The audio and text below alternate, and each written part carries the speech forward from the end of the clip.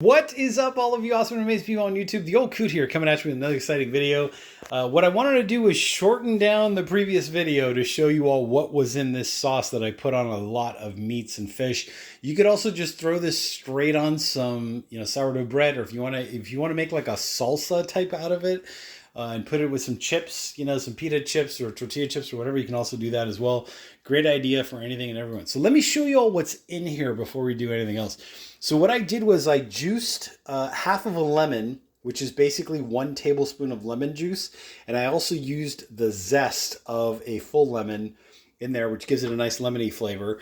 Then what we had was 2 tablespoons of capers, right? And then I had 2 tablespoons of horseradish or horseradish sauce, whatever you like.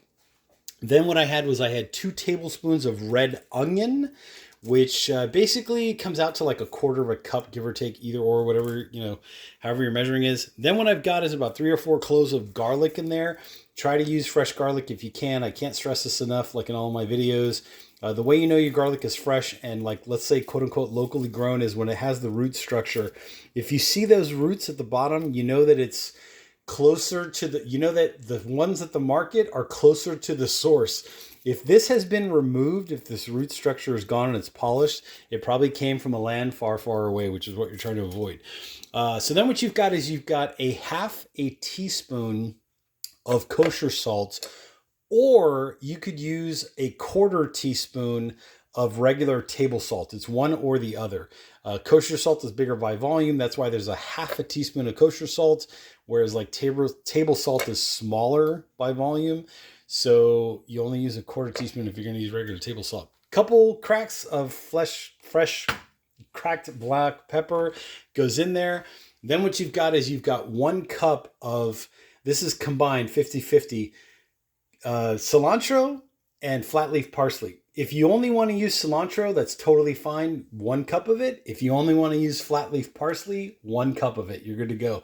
What I did was I used a half a cup of each, right? Then at the very, very final end is basically around a half a cup of olive oil. You could go nuts if you want to make something more similar to like a chimichurri, like an Argentinian chimichurri, and put a full cup of olive oil in there if you want. I'm not a fan of that oiliness, so that's why I use less. I only used a half a cup of olive oil. But basically what you do is you put in all of your ingredients except the olive oil, pulse it about like 10 times or so, I think is what we pulsed it to. Basically you get a nice coarse texture. There it is, up close and personal if you want to see that.